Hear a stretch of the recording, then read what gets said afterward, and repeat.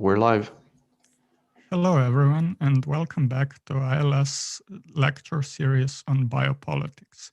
I'm proud to present today's lecturer, Sandro Mezzadra, who will be talking about life, labor, and struggles in post-pandemic capitalism. Sandro is a professor of political philosophy at the University of Bologna. He's the author of numerous books and articles, among others, Border as Method, which has been translated into Slovenian. He's also a member of the international editorial board at Časopis za kritiko znanosti, that is journal for the critique of science. Before we start, some standard instructions for the audience. The discussion will take place as usual after the lecture, and viewers can ask all the questions in the YouTube chat, which you should see on the right side of the screen. That would be all. Sandro, the stage is yours. Thank you very much. I am really happy to be again in Ljubljana, although for the time being only virtually.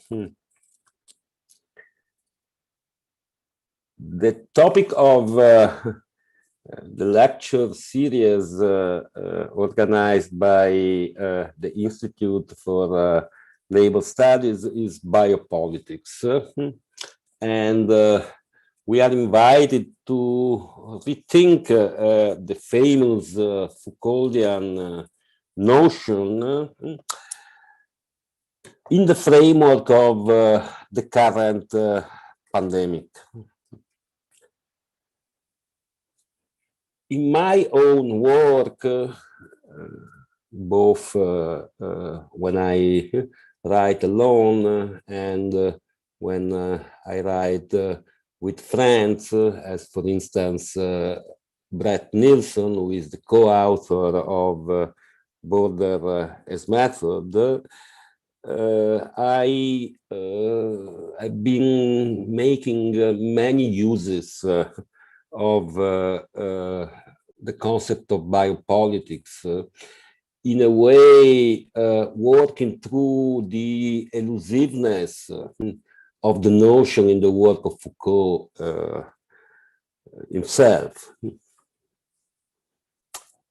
In particular, I have worked with the notion of biopolitics with respect to borders and migration. I will talk a bit about borders and migration tonight, although within a kind of wider framework. What interests me today is, first of all, the link between biopolitics and mobility. Foucault himself stresses this link at the beginning of his famous 1978 codes, territory, security, population. He speaks of the link between security and circulation, and he emphasizes kind of materiality of space that has to be taken into consideration in order to understand security, governmentality, biopolitics. And then he adds that the main target of biopolitics is an indefinite series of mobile elements. And this indefinite series of mobile elements is constitutive of the multiplicity of men and women that make up a population. this link between mobility and biopolitics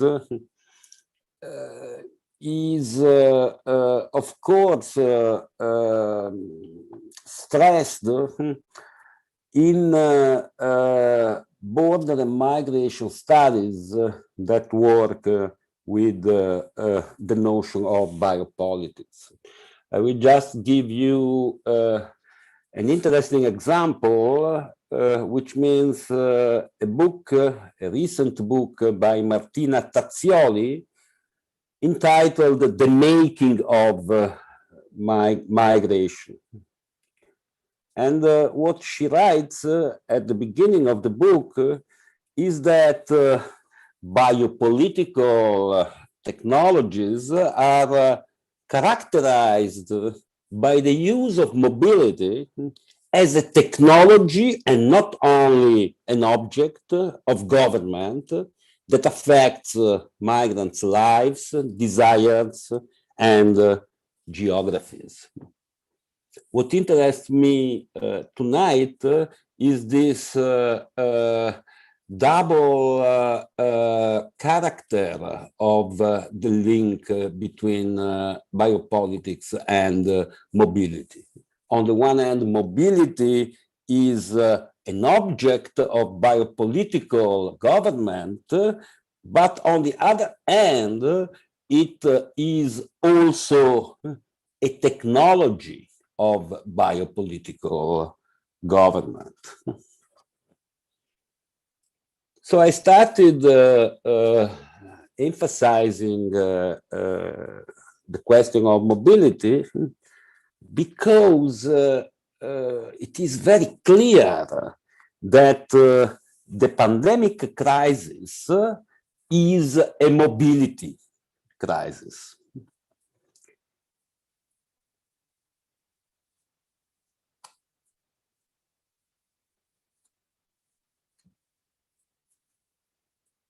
The outbreak of the pandemic, which was caused by the mobility of the virus, was followed by selective border closures and by a widespread reinforcement of border regimes, kind of hygienic sanitary reinforcement of border regimes. Migrants and refugees were the most affected subjects, but mobility restriction was a kind of general experience. Even more importantly, restrictions did not only regard human mobility, they also regarded mobility of stuff, which means of commodities. Logistics was deeply affected by the pandemic, and logistics has been increasingly recognized over the last years as a key domain of operations for contemporary capitalism. I will just refer to an important book by Deborah Cowen, The Deadly Life of Logistics, that came out in 2014. In an impressive article published in the New York Times on May 22nd, 2020, last year, David Segal has described in a very effective way what he calls the bewilderment, the very astonishment in front of the slowdown, and in many cases, the standstill of the logistical machine in the US. Elsewhere in the world, the situation was not different. And many people started to be interested in logistics, which means in something that was taken for granted before the pandemic as a condition of operativity of capital and as a condition of contemporary capitalism. The outbreak of the pandemic was definitely a moment of shock for logistics, which shed light on the fragility of what seemed to be a perfect machine. So mobility is at the center of the pandemic crisis. Mobility is also a key terrain of intervention for the management of the crisis. That's the first point I would like to share with you. Let me come now to a second point that is, of course, very important, which means public health. Public health was, of course, another crucial question that was dramatically tested by the outbreak of the pandemic. And I think that it is important to stress that particularly in the first moments of the pandemic, we witnessed in different parts of the world governmental responses that follow the logic that we can define as neo-Malthusianism. And this happened above all in countries where the impact of the coronavirus was more selective along lines of race, poverty, and segregation, like the United States, Brazil, and India. In other parts of the world, including Europe, Argentina, China, and South Korea, a different approach prevailed at the outbreak of the pandemic. An approach that we can define, once again, with a reference to Foucault, through the phrase, society must be defended. This is a kind of very ambivalent phrase and approach. I mentioned a couple of countries that build very different instances of this logic: Europe, China, South Korea. And it is very clear that even historically, such a phrase like society must be defended oscillates between the poles of paternalism and authoritarianism on the one hand, social rights on the other hand. And this means for me that this approach points to a field of struggle.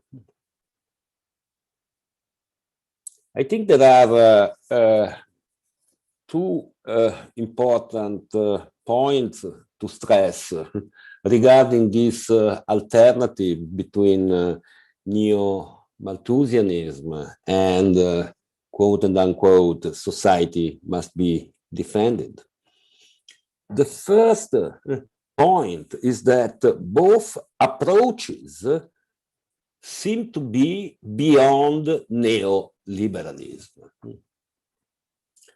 To put it in a kind of provocative way, we could even say that the pandemic spelled a deep crisis or even the end of neoliberalism. And this is a point that we can discuss later, of course.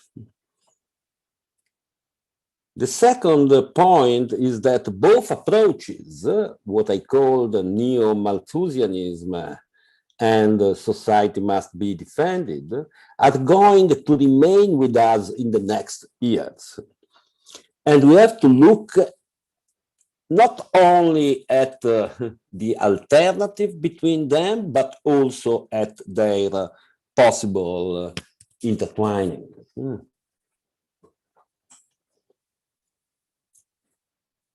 So let me now hark back to the question of mobility. And let me talk, first of all, a bit about migration and COVID-19. Over the last year, we have been confronted with harsh experiences of borders and bordering devices in many parts of the world, including the Mediterranean Sea, the US-Mexico borderlands, and the Bay of Bengal. Moreover, many migrants and refugees remained stuck during the pandemic, living through a condition of forced immobility.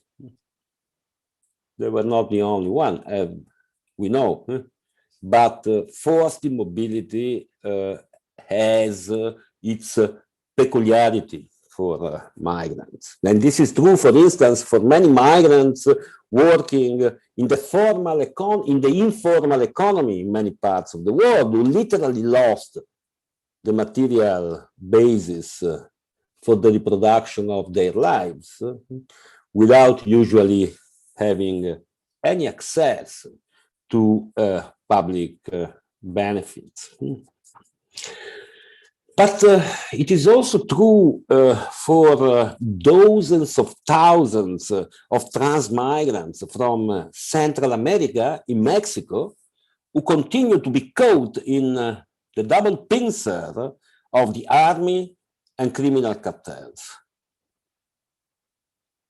Other migrants lived the pandemic in detention centers in Libya, on the Greek islands with the infamous hotspot of Moria, building a shame for Europe, along the so-called Balkan route, or within the European or North American territory, where living conditions often provided hotbeds for viral spread.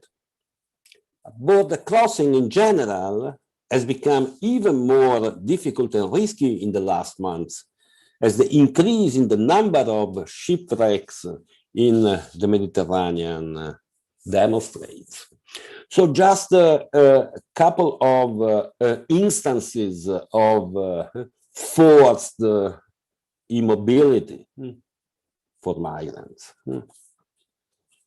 But the predicament of migrants is not limited to such conditions of forced immobility.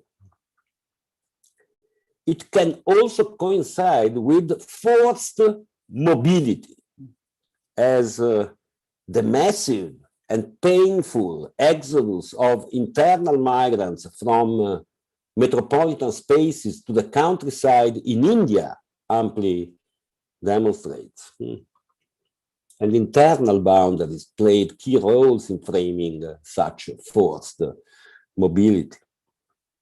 I think this is a very important point, since it demonstrates that a defining feature of the pandemic and its management is a reorganization of the whole economy of mobility and immobility, with far-reaching consequences for the structures and subjective experience of domination and exploitation. And such a reorganization of the whole economy of mobility and immobility is a biopolitical reorganization. A Chinese anthropologist based in Oxford, Zhang Biao, proposes the term shock mobility to describe the unusual traffic patterns that involve the so-called essential workers in many parts of the world. We have all become familiar with the notion of essential workers. Workers ranging from public health to factory workers, from riders working for delivery platforms to workers in logistical warehouses and agriculture. And needless to say, many of such workers are migrants. Migrants who experienced the pandemic from the angle of a forced mobility. So, essential workers, essential sectors, these are phrases that circulate a lot in many parts of the world in the framework of the pandemic crisis. I would like now to take such phrases as a kind of guide, as a kind of key to flesh out at least some emerging trends of a post-pandemic capitalism. We have to ask ourselves, how will capitalism look like in the wake of the pandemic? And it is apparent that already in the pandemic, some trends are emerging in a very clear way. I was talking about logistics before. And I think that the experience of the pandemic will lead to reinforce the role of logistics in spurring, in driving contemporary capitalism. It was a very shock that characterized the outbreak of the pandemic,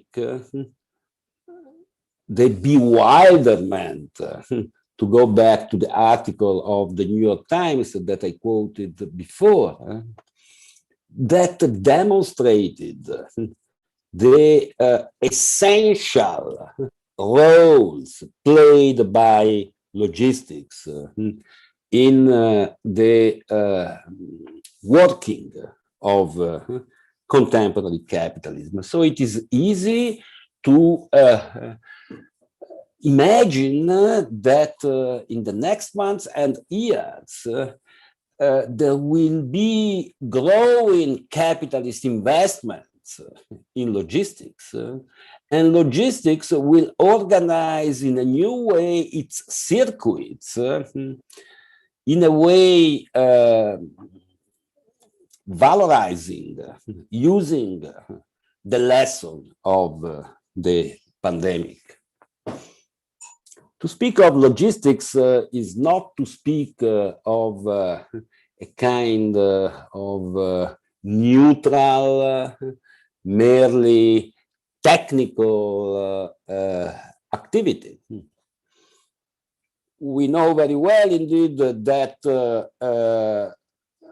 since the early 1970s, the new mobility paradigm epitomized by the shipping container transformed the way in which commodities circulate across the world, and the very relation between production and circulation.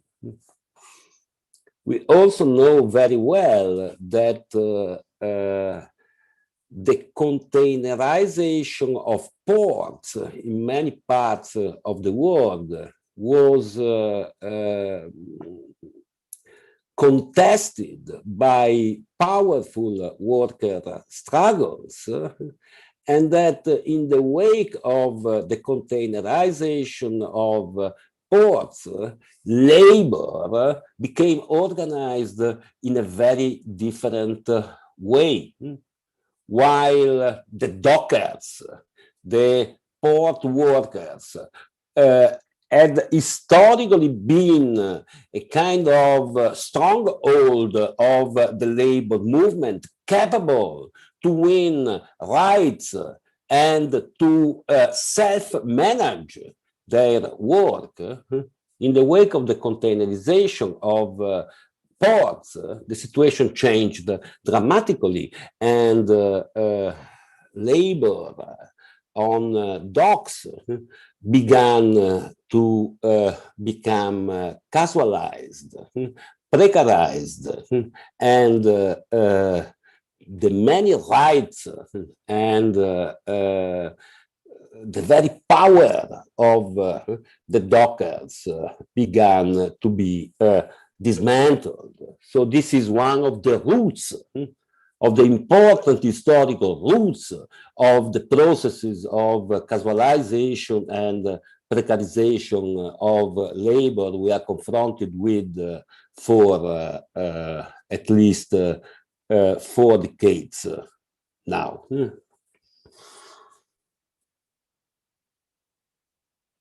Nevertheless, the operations of logistics continue to be predicated upon a large work force that continues to struggle.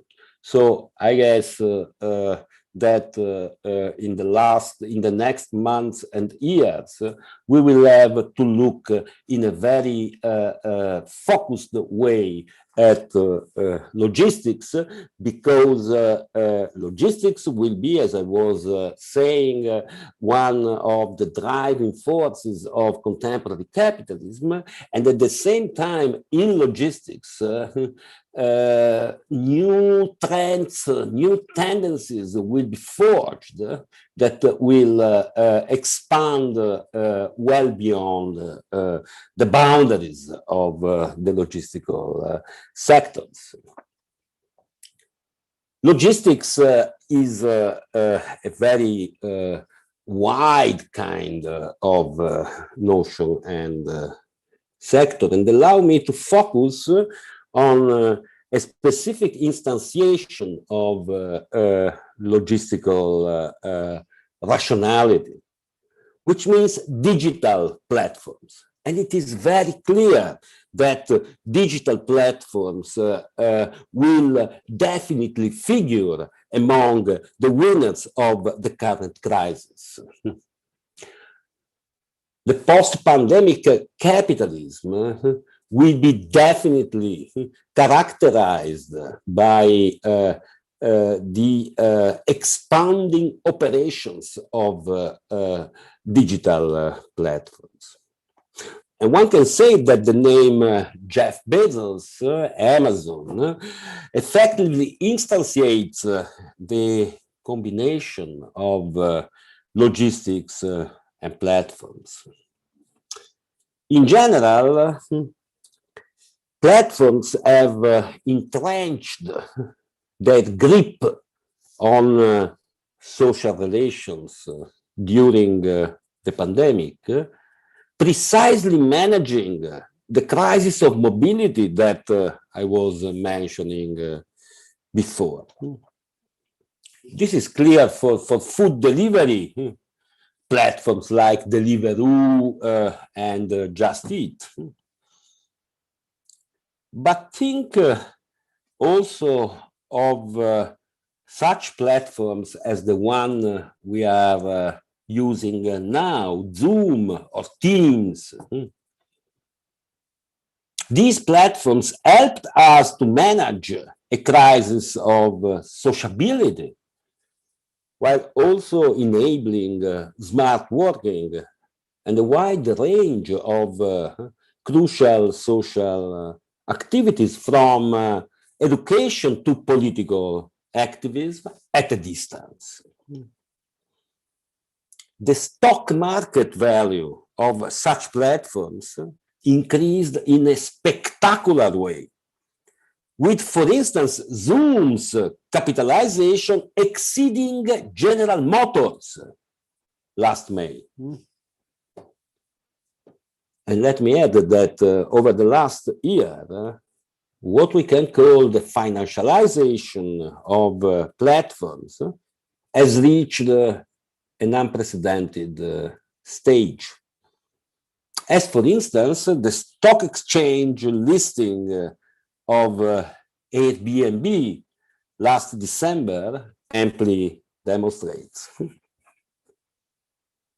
Indeed, if one considers what can be called the core business of Airbnb, which has to do with a specific form of mobility jeopardized and even disrupted by the crisis, it may result at first difficult to understand the reasons of its stock exchange amazing success.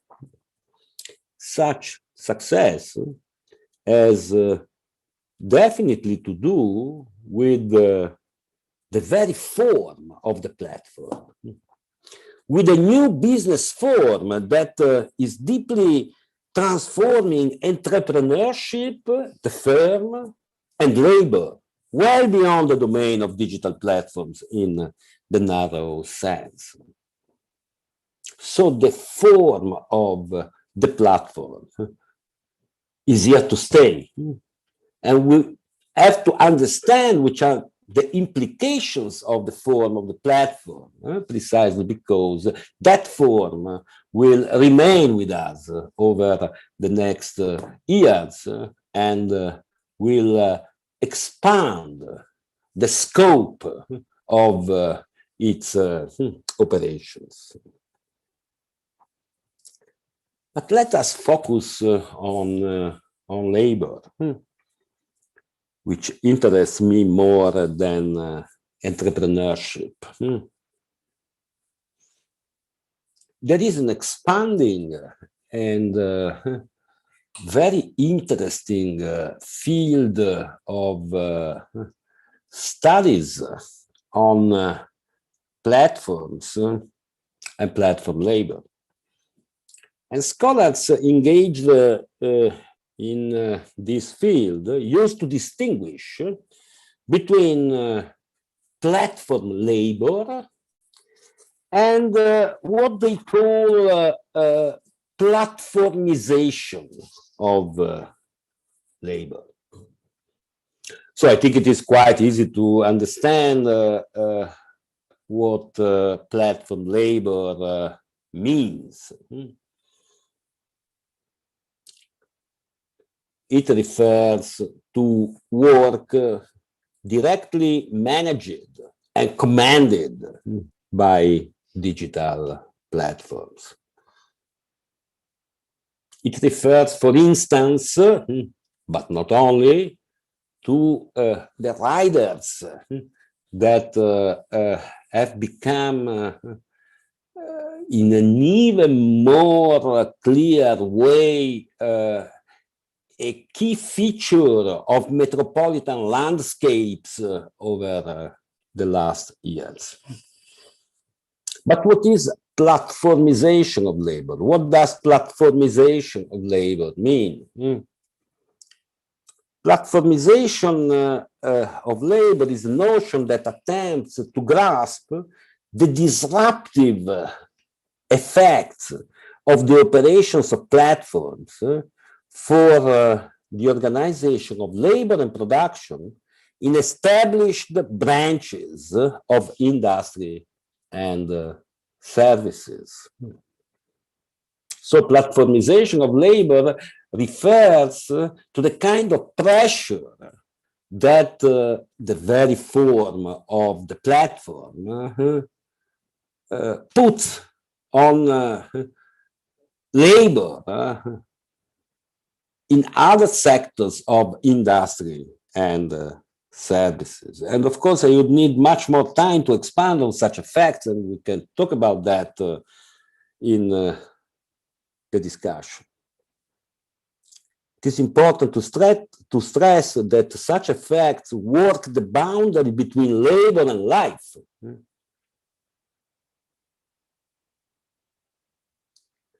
For now, I limit myself to say that the prevailing form of organization of platform labor combines algorithmic management with a re-emergence of supposedly outdated and even archaic forms of work, like, for instance, piecework. This is, in a way, from an analytical or even theoretical point of view, fascinating. If you look at platform labor, you are confronted with hyper-modernity, the algorithmic management of labor, and with forms of organization of labor that we thought they belong to the past, even to an ancient past, to a distant past. And if you look at platform labor from the angle of biopolitics, what you see is once again a kind of hybrid combination between human capital and population. And human capital and population build two poles of the notion of biopolitics in Michel Foucault that are in tension between them. But if you look at platform labor, you find a kind of intertwining between human capital and population. The important point is that labor rights and social benefits are effectively erased here, as well as any idea of a standard employment relation. So in a way, you see the connection with what I was saying before about the containerization of ports in the late 70s and the 1980s. So what the platformization of labor ideally foreshadows as a kind of capitalist utopia is a dystopic 24/7 mobilization of labor and life that prompts the valorization and accumulation of capital as uncontested societal norm.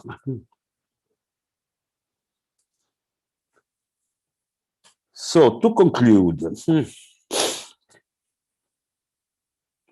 I insisted on platform labor precisely because it prompts and accelerates the tendency toward the crisis of what I was calling with kind of common notion, the standard employment relation. Of course, the crisis of the standard employment relation is not something new. Again, I was speaking of the 1970s. But platform labor and platformization of labor prompt and accelerate that tendency to a new scale. I am convinced, indeed, that the radicalization of the crisis of the standard employment relationship will be a constitutive trend of post-pandemic capitalism, with important implications for the technologies of government and power that we will be confronted with.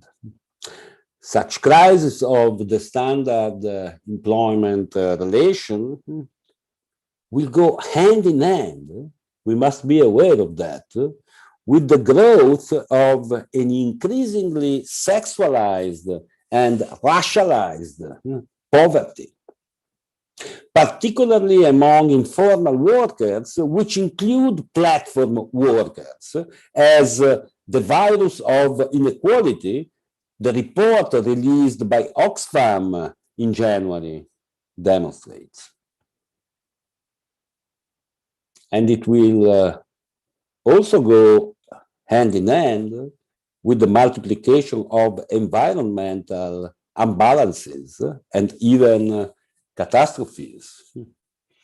So inequality, brutality, violence are clear trends with a kind of constant oscillation between biopolitics and necropolitics, to mention the notion introduced by Achille Mbembe. Inequality, brutality, violence. I think they define objective trends, but of course they are not a destiny.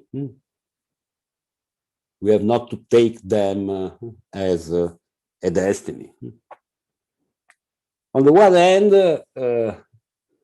we should discuss the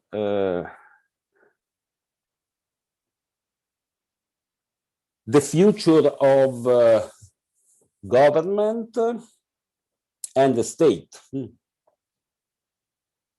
in the post-pandemic age. And government and the state are not necessarily the same thing. We definitely witnessed a kind of return of government over the last year, according to a kind of Hobbesian logic, a logic of protection. And there was also a demand, there was and there is also a demand of protection. But maybe this is a point we can discuss later.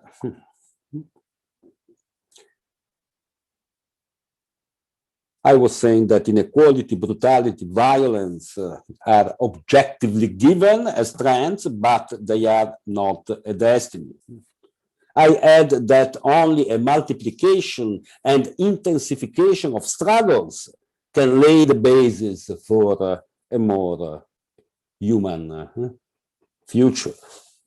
And from this point of view, what I think is crucial is the domain of social reproduction. The domain of social reproduction was tested during the pandemic and continues to be tested today. Once again, there was a kind of intensification of tensions, conflicts regarding the sexual division of reproductive labor.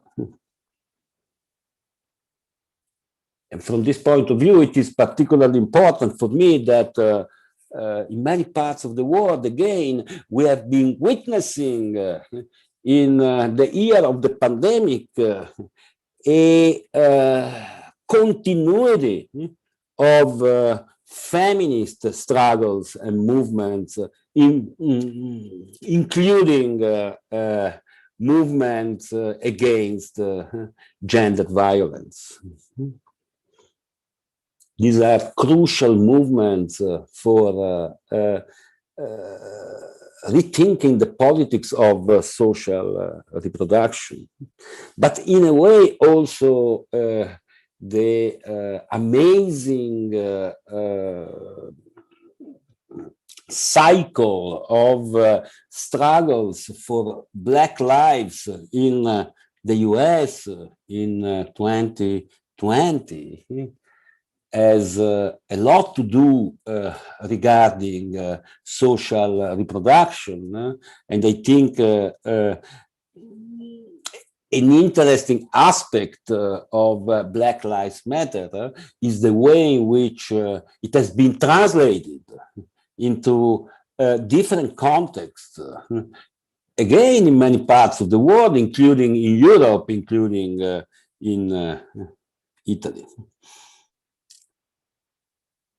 But the real challenge is to combine, to open up political spaces of convergence between struggles and movements that operate in the field of social reproduction and struggles and movements that are more directly related to labor.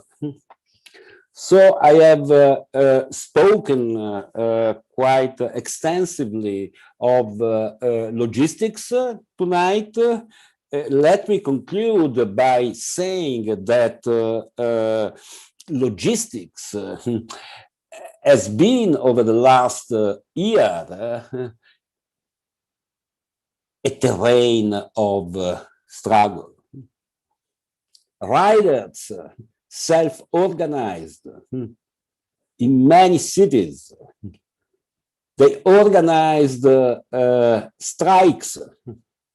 And in October 2020, there was a first day of global riders action that was launched by self-organized riders in Latin America and was picked up in a way by many European rider unions. That's a very interesting kind of assemblage, if you want. I mean, this immediate convergence between riders in Latin America and in Europe. In logistical warehouses, there were dozens of strikes and struggles in Europe over the last 12 months. And in particular in Italy, in many logistical warehouses, 90% of the workforce is migrant. And last but not least, regarding Italy. Next week, on March 22nd, there will be the first general strike in Amazon. In all the distribution centers, and the attempt of the unions is to stop the whole supply chain of Amazon. This is something big, you know. So I could add other labor struggles and movements, but I want to close by repeating that precisely because of the characteristics of contemporary capitalism and of what we begin to see as post-pandemic capitalism, the real important challenge is to open up political spaces of convergence between these kind of labor struggles and struggles that develop in the field of social reproduction. I thank you for your attention, and I look forward to the discussion. Thank you, Sandro, for the lecture. And now it is the time for discussion. Once again, the audience can pose their question in the YouTube chat. So we already have some questions. So I'll read the first one. What effect will national measures related to big financial injections have on the platformization of labor?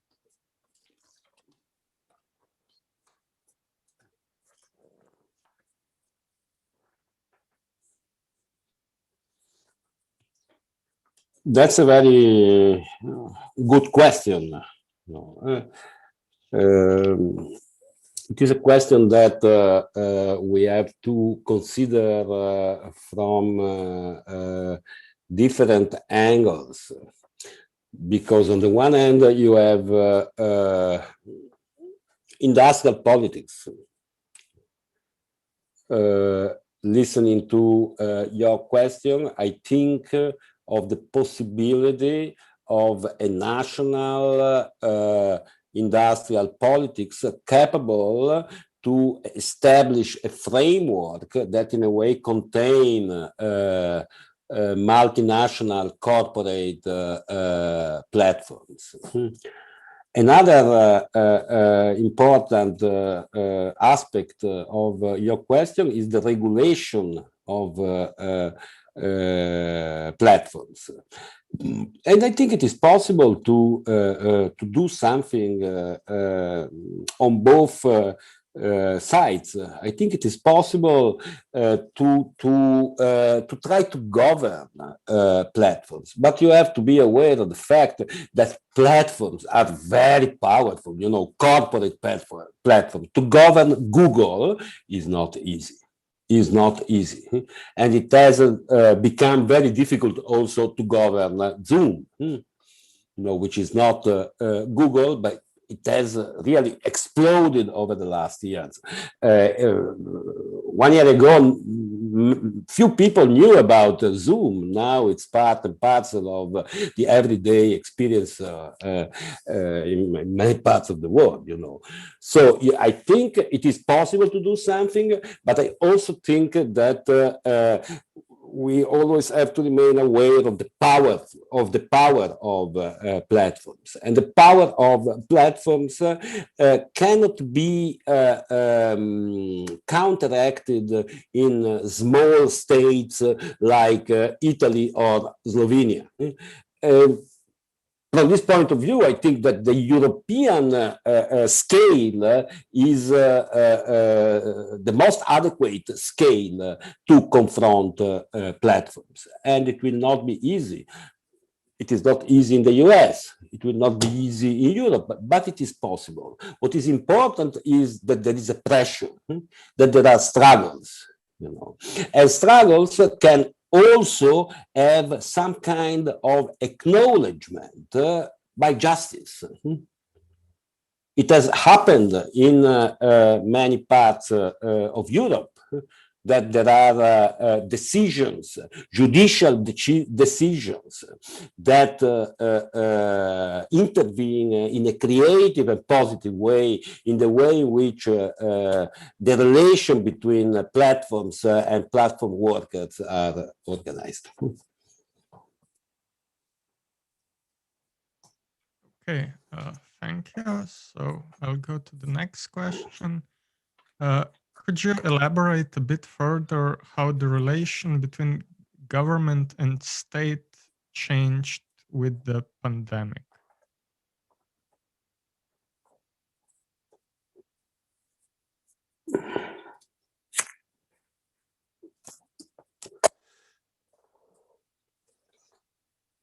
You know, I think that it is easy to see that states came to play important roles during the pandemic. Both managing the sanitary crisis and organizing the logistics of the vaccines.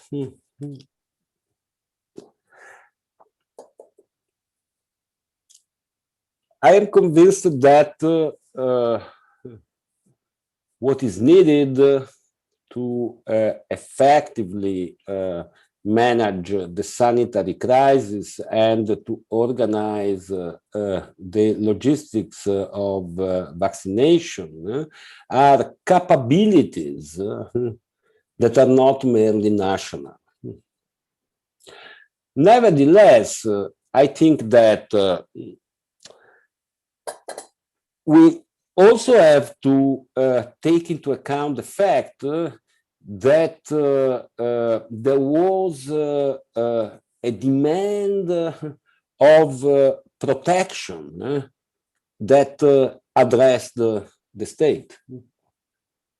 Many people in front of the pandemic were thinking the state has to protect us, to put it in a very simple way, but this is the kind of originally logic of the modern state. Just think of Thomas Hobbes' Leviathan. I don't know what will remain in the next years of this experience. An experience that should be studied in a differentiated way in different countries and regions of the world. But there is another point.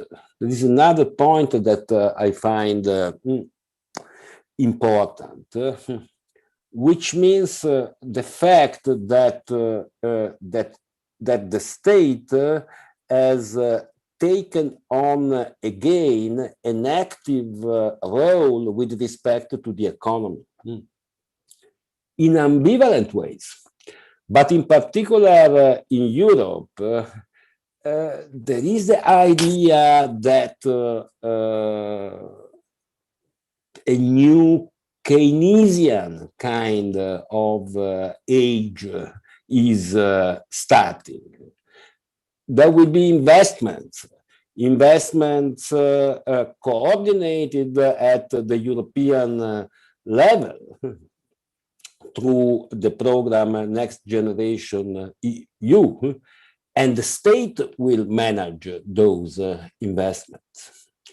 So I think it is a very nuanced kind of situation in which it is possible to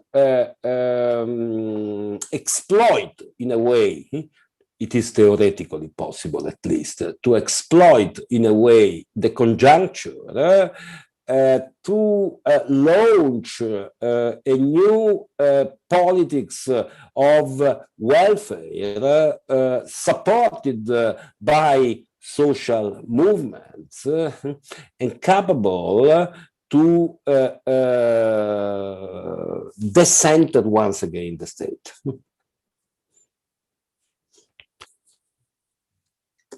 Thank you. We have one more question. Have material conditions become less favorable to social mobilization during the pandemic, especially with delivery services based on a fragmented workforce becoming a more independent and central activity in the economy? Well, again, this is an important question, but not an easy one.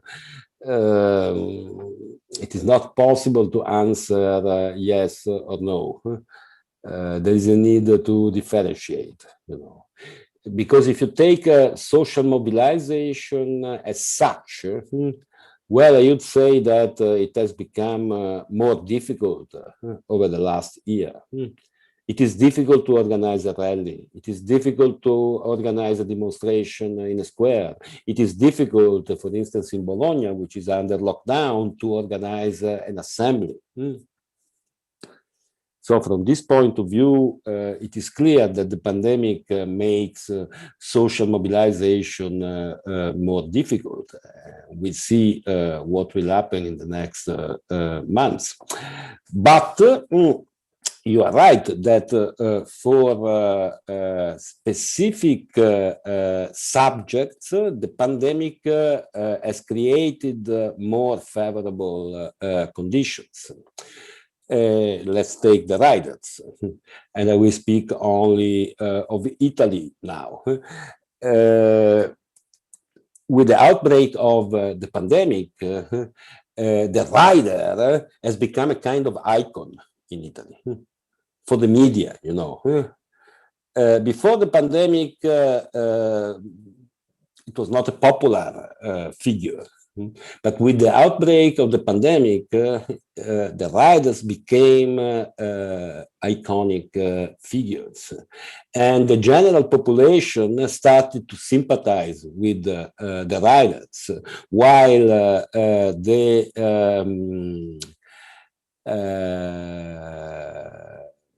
credibility, the image in general of corporate platforms declined in an abrupt way. So in these conditions, it has become easier for the riders to organize, to mobilize, to be heard in public opinion, and even to score some success.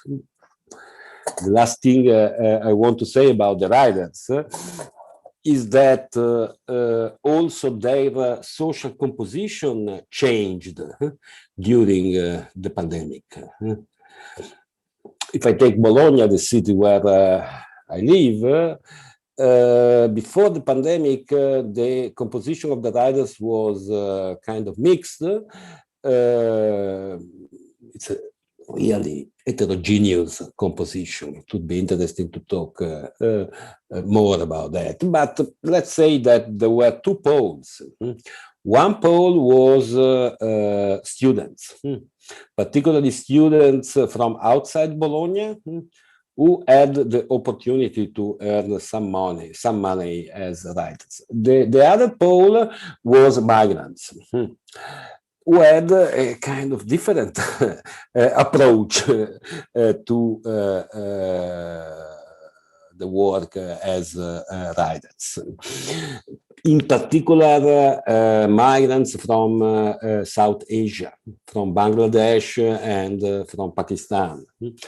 With the outbreak of the pandemic, many students went away from Bologna, went back to their places of origin, and the migrant component grew in a spectacular way. And this makes, in a way, the mobilization of riders that was and is particularly strong in Bologna even more interesting.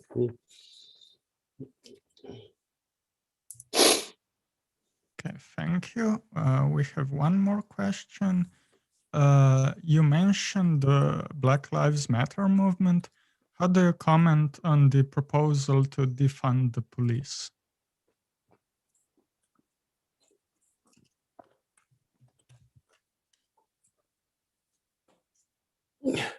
what can I say regarding the proposal to defund the police?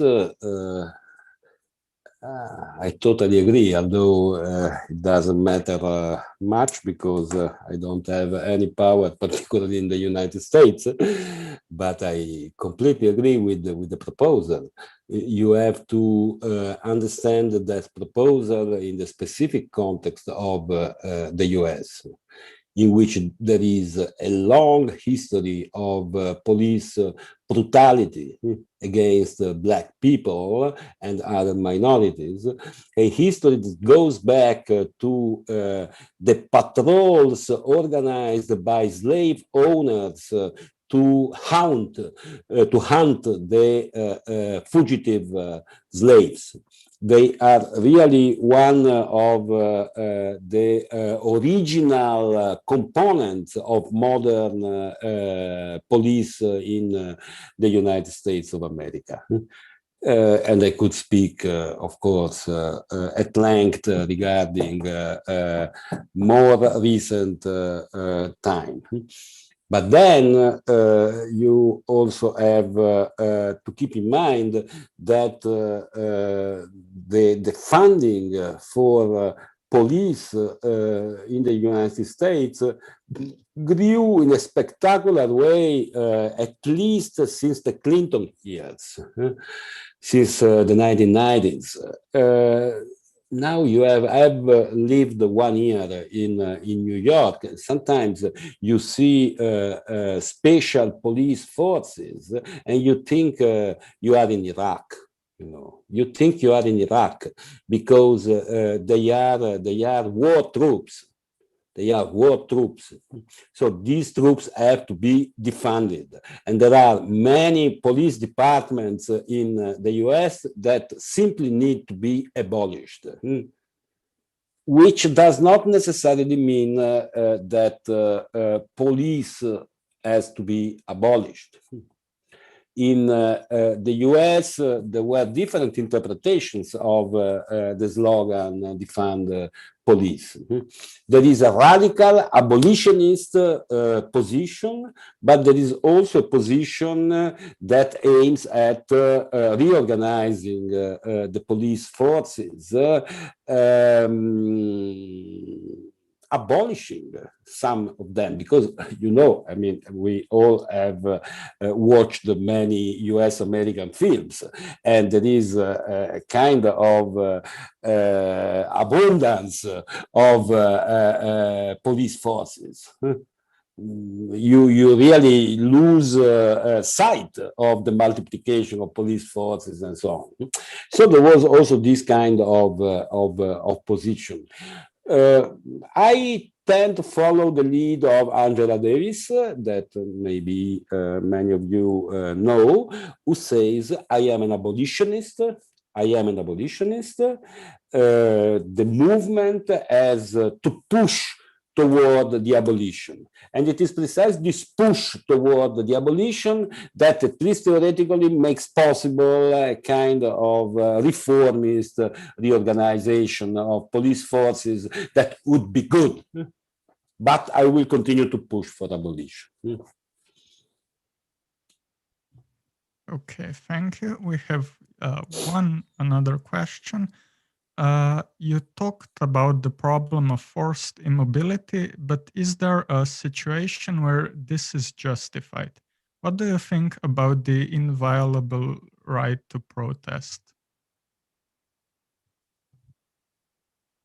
The inviolable right to protest?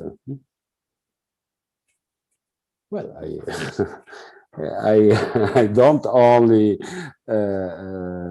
support it, but I also practice it in a systematic way. But what I don't really get is the connection with forced immobility.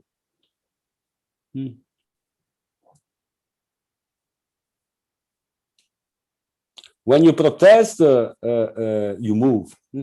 Just think of the protests in the last days in London against sexual violence. women were moving, and they have been attacked by the police precisely because they were moving. Yeah, maybe the person that asked the question could elaborate on that.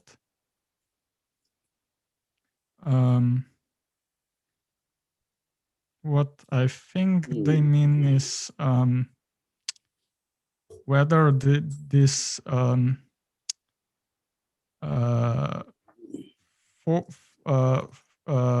forcing the this forcing the immobility is whether it can be justified. Well, that's again a good question. You know, I am living in a condition of forced immobility now for more than 2 weeks, because in Bologna, as I was saying before, there is a lockdown. And in a way, I think that this forced immobility is justified. In a very general way, I think it is justified. So I would never say that any form, all the imaginable forms of forced immobility are to be criticized.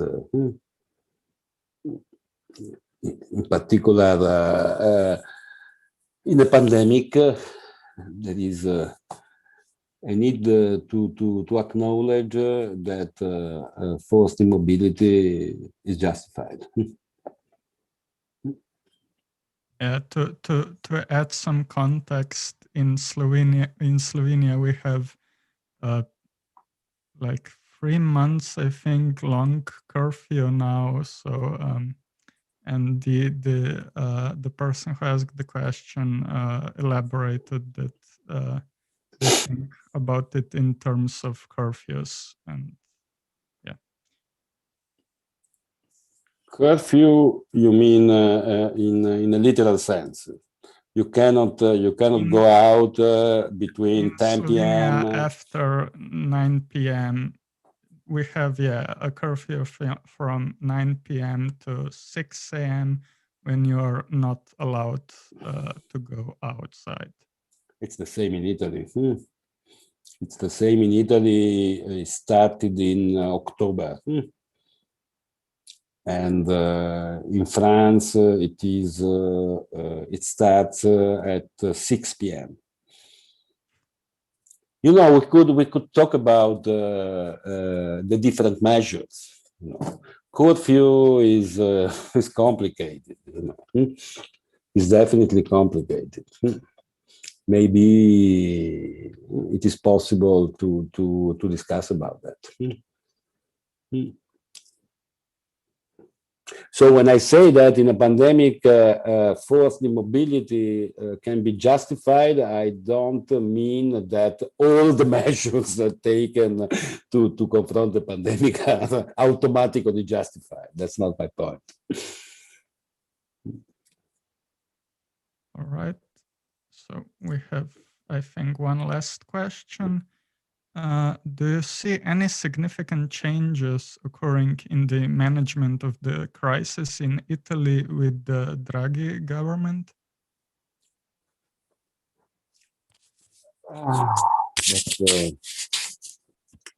That's a question that it is not easy to answer in a quick way. Let's say that I see basically a continuity as far as the management of the sanitary crisis is concerned. The Minister for Health is the same, and he comes from the left. I mean, he's a man of the left. And he's very kind of strict on protecting health. So there were a lot of tensions and conflicts between him and the industry and the right during the previous government. Now the industry and the right are within the government, but the minister is always the same. And until now, Draghi is supporting him. Okay. There were changes in the organization of the vaccination campaign. There is a new commissioner who is a general, an army general. He is responsible for the logistics of the Italian army. And this started a couple of days ago, and the media was saying, now it works. The vaccination campaign works now. There is clearly a difference with the previous government. But to be honest, you have to acknowledge that the previous government did not have vaccines enough. And moreover, 2 hours ago, Italy, together with Germany and France, decided to pause the vaccination with AstraZeneca. And AstraZeneca is the vaccine on which Italy counted more. On a personal note, I had an appointment tomorrow at 9 a.m. to get the AstraZeneca vaccine. It has been cancelled. So this vaccination campaign is confronting some problems now.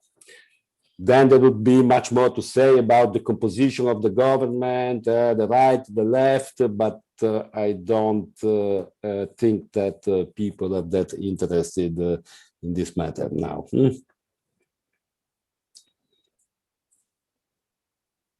Okay, and on that note, we'll slowly finish.